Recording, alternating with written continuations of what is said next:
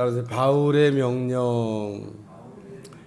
오늘 말씀을 보다 보면 13절에도 너를 명하노니 14절에도 이 명령을 지키라. 그래서 명령한다고 한 얘기를 두 번이나 이렇게 하고 있어서 설교 제목을 뭐라고 붙일까 그러다가 바울의 명령이라 이렇게 붙였습니다.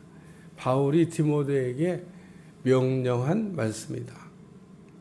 우리가 하나님의 말씀을 우리가 받을 때 어떤 거는 명령으로, 어떤 거는 경고로, 어떤 거는 약속으로, 어떤 거는 해야 될 일로, 어떤 거는 또는 피해야 될 일, 또는 피해야 될 죄, 이렇게 구별하는데 오늘 바울이 말한 오늘 이 말씀은 명령에 해당된다는 겁니다.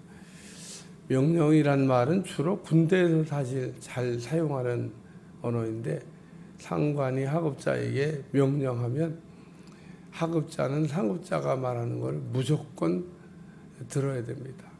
거기에 뭐 이의를 제기하거나 하기 싫다고 하거나 또 못하겠다고 그러거나 뭐 그런 거 없습니다. 고지를 전쟁 때 하나 뺏으려고 매일같이 공격 앞으로 그러는데 그 공격 앞으로 산을 올라가다 보면 수없이 죽어요. 죽는 거 알면서도 앞으로 전진하라고 그러면 죽는데 어떻게 전진하냐고 해도 그냥 전진해야 됩니다. 죽는 거 알고 상관이 명령한 거기 때문에 죽음을 두려워하지 말고 고지를 탈환하는 게 쉽지가 않아요. 매일같이 주인이 바뀌었다. 수많은 군인들이 이쪽이든 저쪽이든 죽었다는 겁니다. 저는 뭐 그런 고지가 있다고 그러더라고요. 하루에 한 번씩 주인이 바뀐. 얼마나 많은 군인들이 공격 앞으로 오는데 못 갑니다. 그러면은 못 가서 죽으나 가서 죽으나 마찬가지예요. 그냥 그 자리에서 즉결 심판합니다. 군대가 참 무서워요. 안 간다고 그러면 가서 죽을래? 여기서 죽을래? 가다가 혹시 살 수도 있잖아요. 가야 돼요. 안 갈 수가 없습니다. 오늘 여기 명령이라고 하는 거는 우리가 일단 떨어지면 무조건 들어야 되는 말씀이다. 여러분들 이렇게 이해하시면 됩니다. 그래서 가나의 혼인잔치에 마리아가 거기 있는 종들에게 예수님이 무슨 말씀을 하시든지 그대로 하라. 예수님이 명령하시면은 이 일을 얘기하지 마라. 예수님이 아니나 다를까 결례에 쓰는 항아리에 물을 아구까지 채워라. 말도 안 되는 지시를 하신 거예요. 하인들이 물을 떠다가 채웠더니 그 다음에 또 물을 떠서 갖다 주라고 합니다. 채우라고 하는 것도 이해가 안 되는데 떠서 갖다 주라고 하는 것은 더더욱 이해가 안 되는 겁니다. 예수님이 지금 술 취한 사람들 속이려고 하는 것도 아니고 이제 술을 먹이는 게 아니라 맹물을 먹이겠다는 건가? 오늘 하인들을 보면 참 훌륭해요. 채우라 그래도 이의를 제기하지 않고 떠서 갖다 주라고 할 때도 이의를 제기하지 않고 그러다가 예수님이 하신 놀라운 일을 봤습니다. 연회장도 몰랐는데 연회장도 이 포도주가 어디서 났는지 어떻게 구해왔지? 몰랐다 그랬습니다. 물 떠온 하인은 알더라.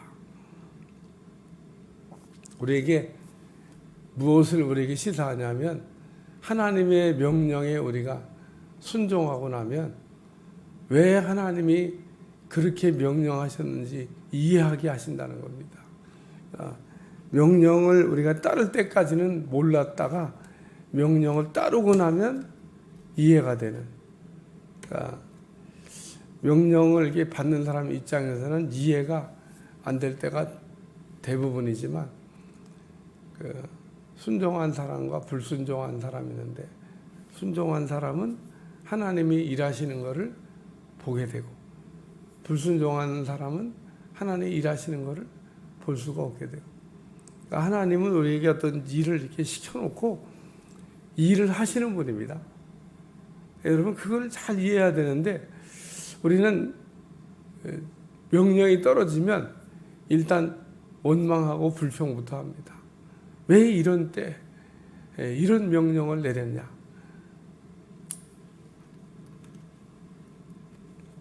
명령을 내리신 분도 하나님이고 명령을 이루시는 분도 하나님이고 또 우리에게 그런 명령을 우리가 따라서 우리가 잘 갈 때 하나님께서 놀라운 은혜를 주실 줄로 믿습니다. 첫 번째 주시는 말씀은 다시 오실 때까지라는, 여기 우리 주 그리스도께서 다시 나타날 때까지 흠도 없고 책망받을 것이 없이 이 명령을 지키라. 다시 오실 때까지 순종하는 사람이 되라고 하는 말씀입니다. 말 잘 듣는 사람이 되라고 하는, 말을 잘 듣다가 마지막에 안 들으면 어떻게 될까? 예? 말을 잘 듣다가 마지막에 안 들으면 어떻게? 그러면 잘 해왔던 게 그냥 우리가 한순간에 물거품이 된다고 그래요. 예? 바다에다 모래집을 이렇게 따르면 파도가 확 한꺼번에 무너져 멋있게 지어놨는데 모래성을 쌓았는데 이 파도가 오더니 그냥 한순간. 오늘에는 말씀을 듣고 순종하는 사람은 반석의 집을 지은 사람과 같고 안 무너진다는 거예요. 말씀을 듣고 순종하지 않는 사람은 모래 위에 집을 지은 것과 같다. 무너진다는 겁니다.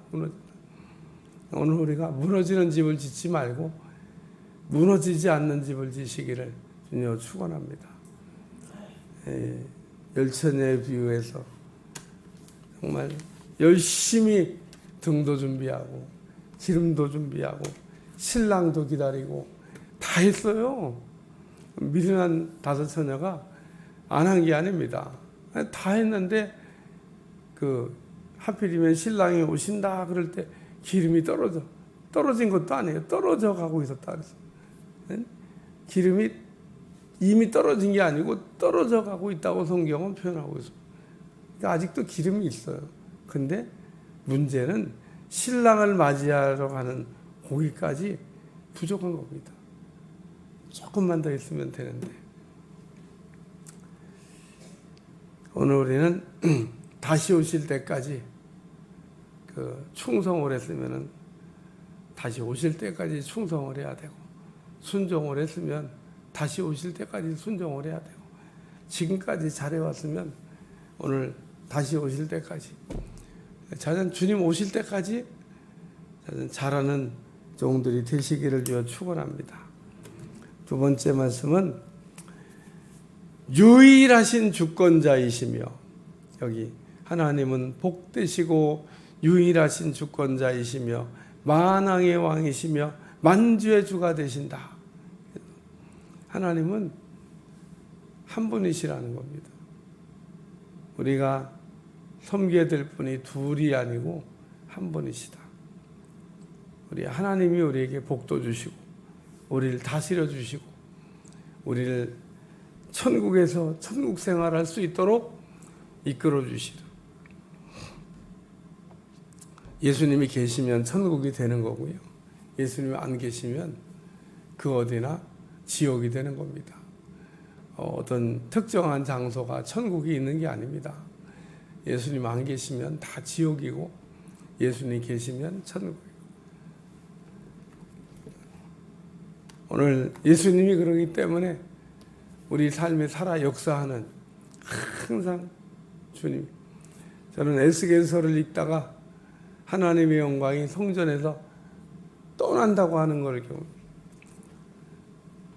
오늘 하나님의 성전에 하나님은 늘 계실 거라고 우리가 생각을 하는데 계시는 성전도 있고 안 계시는 성전도 있고 오늘 여기 하나님은 복되시고 유일하신 주권자이시며 우리를 다스리실 한 분 하나님이시다.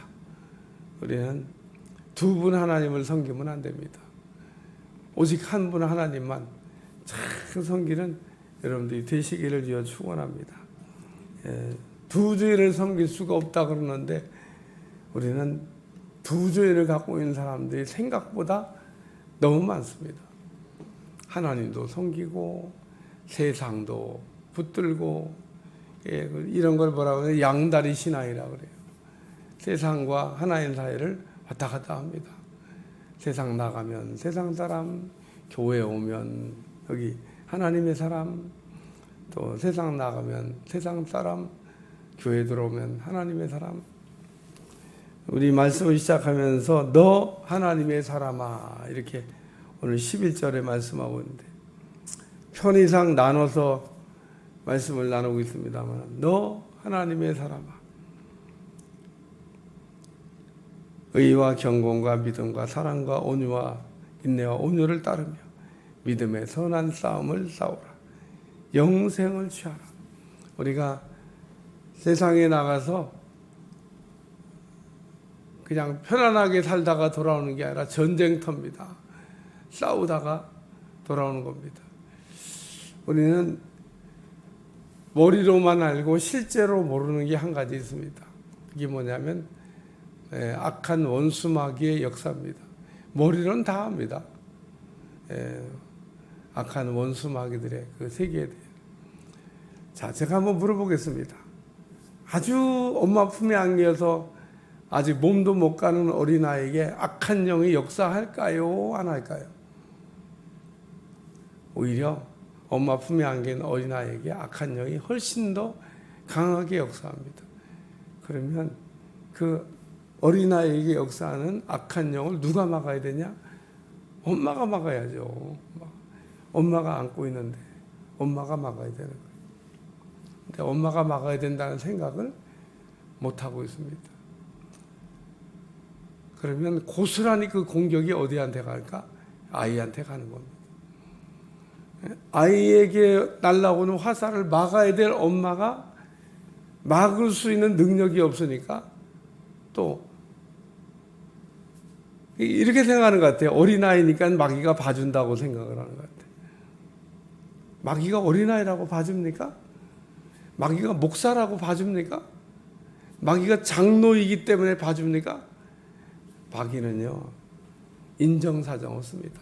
진짜 나쁜 놈도 그렇게 나쁜 놈이 없어요. 오늘 우리는 우리의 아이가 아직 미성숙하고 어리기 때문에 마귀의 공격을 안 받을 거라고 생각을 하는 것 같아요. 그냥 안 보이니까 마귀가 안 보이니까 일단 뭐 겁이 없어요. 근데 마귀는 안 보여도 불화살을 계속 쏘고 있다는 겁니다. 그래서 왜 아이가 이렇게 건강하지가 않은가 몰라. 오늘 승리하는 여러분들이 되시기를 주여 축원합니다. 그렇기 때문에 오늘 유일하신 주권자이시며 우리를 다스려 주실 유일하신 분이라는 겁니다. 우리는 하나님의 그러므로 다스림 안에 우리가 늘 사는 것. 나의 세 번째 말씀은 오직 그에게만, 여기 16절에 보니까 오직 그에게만 영생이 있다. 오늘 말씀을 시작하면서 영생을 취하라. 이를 위하여 내가 부르심을 받았고 많은 증인 앞에서 선한 증언을 하였다. 그러면서 오직 그에게만 죽지 아니함이 있고 가까이 가지 못할 빛에 거하시고 어떤 사람도 보지 못하였고 또 볼 수 없는 이시니 그에게 존귀와 영원한 권능을 돌릴지어다. 오직 그에게만 죽지 않는 게 있다는 겁니다. 오늘 우리가 믿음 생활하면서 영생을 얻는 거가 목표입니다. 그리고 영생을 맛보며 우리가 사는 게 신앙생활입니다. 영생을 우리가 맛보지 못하면 그러면은 그 신앙생활이라고 말할 수가 없습니다. 우리는 죽은 것 같으나 사는 사람이고 또 땅에 있으나 천국 사람이고 오늘 우리는 세상 사람들과 구별된 다른 모습을 갖고 사는 사람들이다 라고 하는 겁니다. 오늘 말씀을 읽으면서 오직 그에게만 죽지 아니함이 있고 하나님 안에 있는 사람은 죽일 수가 없습니다. 왜? 영생이 있기 때문에. 오늘 우리에게 하나님이 주신 생명을 가지고 있다고 하는 거가 얼마나 중요한지 모릅니다. 그래서 성경에도 그렇게 얘기하고 있어요. 생명이 있는 자는 생명의 부활로, 생명이 없는 자는 사망의 부활로. 오늘 우리에게는 영원한 생명이 불이 이게 그냥 꺼져가는 등불처럼 이렇게 있으면 안 되고, 우리가 불을 보는데 불안한 불이 있습니다. 야, 저거 꺼지면 어떡하냐. 생명의 불이 있긴 있는데 이게 꼭 꺼질 것 같아요. 이렇게. 꺼져가는 생명의 불 봤어요? 여러분, 사람이 죽을 때를 보시면 됩니다. 그게 이제 돌아가실 것 같이 막 돌아가시려고 막 그러잖아요. 불이 꺼져가는 겁니다. 불이 이렇게 불이. 사람이 죽는 거를 이렇게 여러분들이 잘 못 보셔서 그런데 불이 꺼져가는 게 보입니다. 야, 저렇게 불이 꺼져가는구나. 그래서 불이 있을 때는 온기도 있고 그 사람이 만지면 사람 같은데 딱 생명의 불이 꺼지면 차가워집니다. 그리고 좀 멀어지고 싶어. 살아있는 사람은 가까이 가서 손도 잡고 싶은데 죽은 사람은 부모니까 가서 막 만지고 뭐. 근데 잠깐이니까 괜찮지. 계속 만지고 있으라군요. 만질 게 못해요. 생명이 떠나면 같이 있을 수가 없습니다. 오늘 사람이 살아있을 때와 죽을 때가 이렇게 보면 아주 그냥 그 종이장 한 장 차이인 것 같아요. 살아있을 때는 따뜻했는데 금방 불이 꺼지니까 참 싸늘해집니다. 그게 불이 꺼지는 거예요. 오늘 우리는 영생의 불이 있어야 될 줄로 믿습니다. 이게 막 뜨겁게 타올라야 돼요. 그래서 오늘 우리는 이 땅에 육신의 생명도 살아있어야 되지만 영원한 생명이 살아있어야 된다는 것 잊어버리지 않는 여러분들이 되시기를 축원합니다. 기도하겠습니다. 오늘도 2024년도 새해 이렇게 말씀을 주셨는데 오늘도 우리가 다시 오실 우리 주님을, 우리를 영원히 다스려 주실 우리 주님을, 우리에게 영생을 주실 우리 주님을 잊어버리지 않고 살 수 있도록 축복해 주옵소서. 감사드리며 예수님의 이름으로 간절히 기도하옵나이다. 아멘.